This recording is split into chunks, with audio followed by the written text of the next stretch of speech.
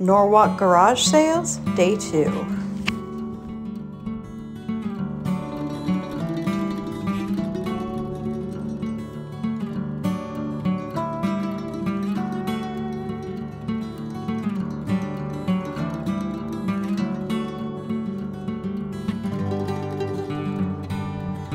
This way, Craig. There's the garage sale over there. Craig hasn't found much to look at so far, but he's been having a great time. And people have been enjoying him. Maybe they have some kid stuff.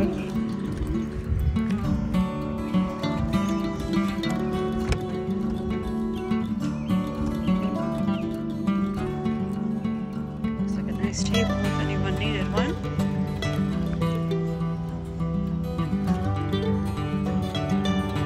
Good morning.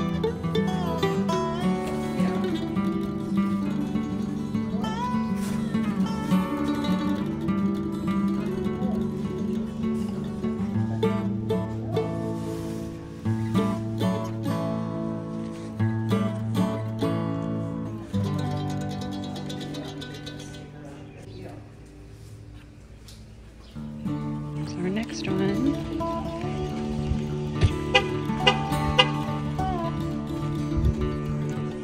Lots of shepherd hooks here.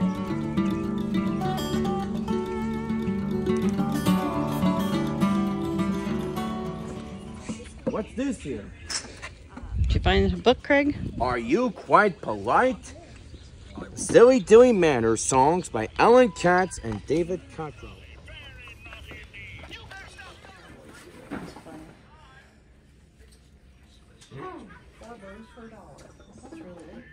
This garage sale is a fundraiser for a cat rescue. So basically it's just like a Goodwill offering. Oh, it's a turtle bunny. Turtle bunny? Oh, I think you need that to go with your, you have an alligator bunny or a crocodile bunny? It's a turtle. No, at home though. Yeah, crocodile with rabbit ears. Right here Mm-hmm. at the hand.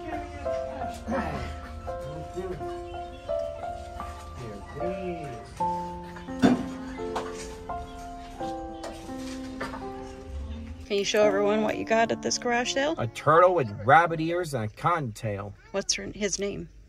Shecky. Shecky the turtle with rabbit ears. Yep. He's really cute. Yep. I'm hesitant to check out this garage sale. It doesn't look very promising, but you never know, so I'm going to walk up there. Okay, so I'm glad I stopped.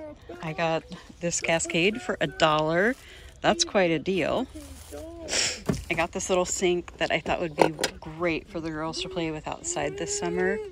So cute. Minnie Mouse. Livy loves, and Josie now, loves to play with anything with water. Craig's up there reciting a rant. And I got this for Livy to play with. And this Nike hat for $5, which actually is a pretty good bargain. I love the color. You found a lot of DVDs to look at.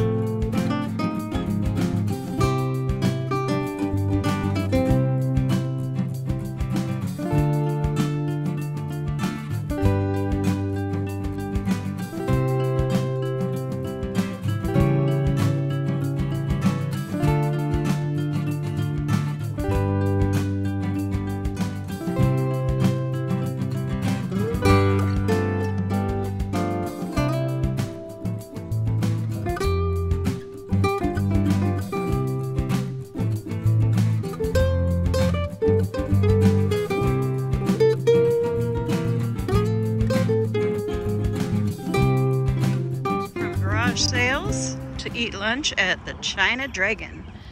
That's where Craig picked. He's pretty excited. He's been talking about it all morning. And with Craig, you eat lunch around 11 a.m. if you want to keep him happy.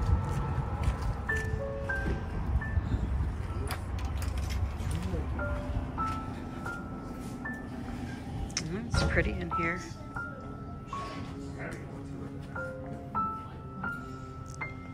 Look how pretty it is. That's like area like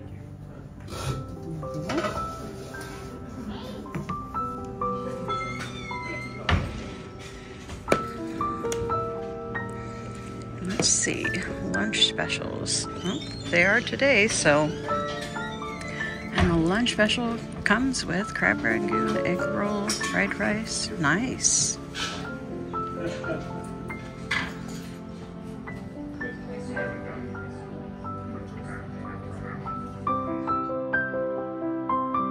Here's a look at my egg drop soup. It's kind of nice. They put the little crispy wontons in there, and it tastes delicious. Okay, Craig, what'd you ask me? Remember you watched Salmon Friends? I do. You do? What was it about? It was made by Jim Henson, featured sketches based on radio performances like Stan Freberg. What year did that come out? 1955, which is Kermit's birthplace. Oh, that's when he was born. Mm-hmm. Here are the crab rangoons. And here's the crispy egg roll. It kind of looks more like a spring roll. How was the egg roll? Delicious. How about the crab rangoon? Delicious, too. Which one do you like better? The crab rangoon. Of course. And here is the crispy sesame chicken. Looks pretty standard. Now, the China King is the best place. The crab rangoons, the egg rolls, and the sesame chicken are delicious. The waitress is nice. I give it 2 thumbs up, 5 stars, and the Craigie Vanver seal of approval. Your fortune.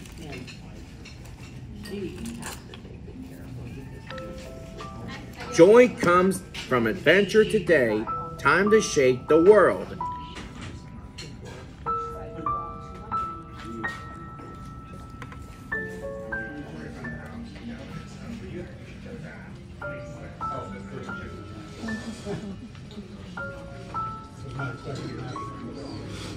This one looked more appealing to Craig, so we decided to get out. I've been having lots of luck today, even finding things for myself. So there are lots of toys, little kid things. This looks like something the girls would love. So I'm probably going to get this for 50 cents. What a deal. Barbie dolls. So many things here. I haven't got past the toys yet. Craig is making his way around here. He must not have found any books so far. So did you ever see how a walnut tree grows, Craig? Yeah. See, they split and then they grow. And the only reason I seen this so easy is because you can see it was down there growing out of there. The squirrels go around and they plant stuff. Well, they can't remember every single place they plant something to eat it later.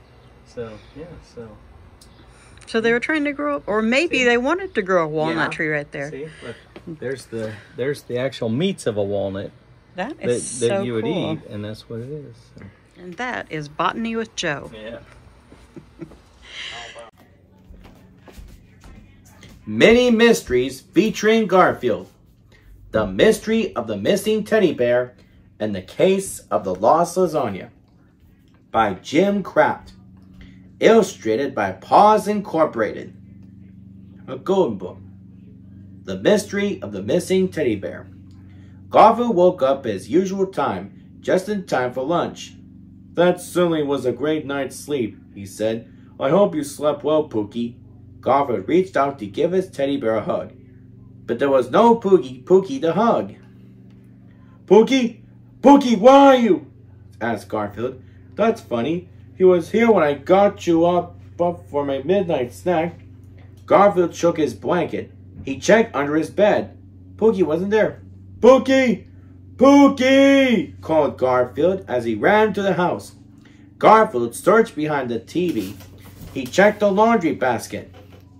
He even looked in the mailbox, but he couldn't find Pookie anywhere. It could mean only one thing. Pookie had been bear-napped. Some watchdog you are, Garfield said to Woody. You let someone come in and been bear-napped my Pookie. They'll probably want a ransom of $1 million. And all I have in my piggy bank is 2 vanilla wafers. Arr! Said Odie, who, as usual, didn't understand what was happening. Then Garfield spied some chocolate crumbs around his bed. Aha! He cried. This could be a clue. The bear-napper was eating something chocolate. Garfield and Odie followed the trail of crumbs into the kitchen. Here's another clue, cried Garfield. The bear-napper drank some milk, too. He left a big print right on this empty glass. Whoever he was, this bear-napper was hungry. Let's look at the facts, said Garfield. We know that Pookie was taken sometime after midnight by a bear-napper who drank milk and ate chocolate. Suddenly, Garfield smiled. I've got it, Odie, he shouted. I know where Pookie is. Garfield raced across the kitchen to a cake plate sitting on the table. He lifted the cover. And there was Pookie. I had a glass of milk and a big piece of chocolate cake for my midnight snack, explained Garfield. After that, I was so sleepy that I left Pookie on the cake plate. I'm the bear-napper. Garfield was very glad that he had solved the mystery of the missing teddy bear. But he still had one question. Pookie, what happened to the last piece of cake? I know there was a piece left. I don't know you didn't eat it. Teddy bears can't eat cake, right?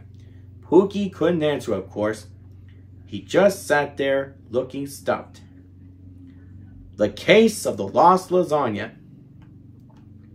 Great news, Garfield, John Arbuckle announced. I've been asked to judge the lasagna contest at the food fair today. Why you? Asked Garfield. I'm the lasagna expert around here. It's a competition between the chefs from the 3 best Italian restaurants in town, John continued. Would you like to come along? Garfield grabbed a knife and fork. I'm ready when you are, he said. When Garfield and John arrived, the 3 chefs were already hard at work. Chef Ravioli, Chef Spaghetti-Tini, and Chef Macaroni quickly turned bowls of meat, cheese, noodles, and sauce into 3 pans of lasagna. Then they popped the pans into 3 separate ovens. Soon a wonderful aroma filled the air, making Garfield's mouth water. Finally, when Garfield thought he couldn't wait any longer, the oven timers rang. Chef Ravioli and Chef Spaghetti-Tini each took a pan of steaming lasagna from the oven. But Chef Macaroni suddenly cried out, Somebody stole my lasagna! He held up his pan. Except for 3 drips of sauce, it was empty. Garfield! Cried John.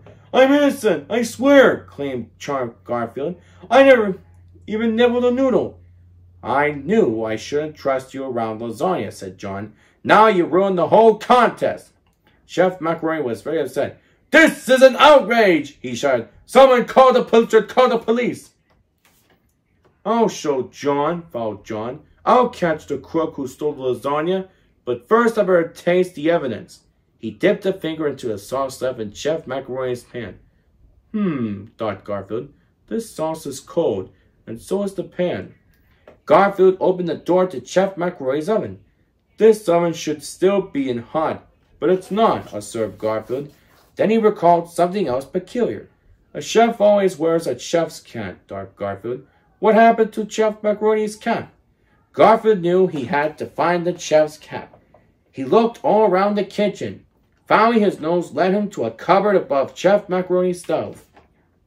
In the meantime, Chef Macaroni was arguing with John. My lasagna would have been the best, he exclaimed. I think I took first prize anyway. While the chef argued, Garfield sneaked up behind him. I believe you lost this, said Garfield. Garfield slapped the chef's cat on Chef Macaroni's head. Instantly, meat, cheese, noodles, and saucepan poured down over the chef's face. What's going on here? Demanded John. All right, confess, sputtered Chef Macaroni. I stole my own lasagna, see? I forgot to turn my oven on. I was too embarrassed to enter a pan of unbaked lasagna, so I quickly dumped the lasagna into my cup and threw it into the cupboard. I fooled everyone except Garfield. Never match wits with a cat, said Garfield. I'm sorry, Garfield, said John. I shouldn't have accused you. Can you ever forgive me? Not in 100 million years, grumbled Garfield. I brought you some lasagna, said John. Now you will forgive me? Garfield stuffed lasagna into his mouth. Then he smiled and said, I'll let you know after you bring me dessert. The end. And this is Craigie Vever saying, if you like this video, click like and subscribe. And keep on having a great day.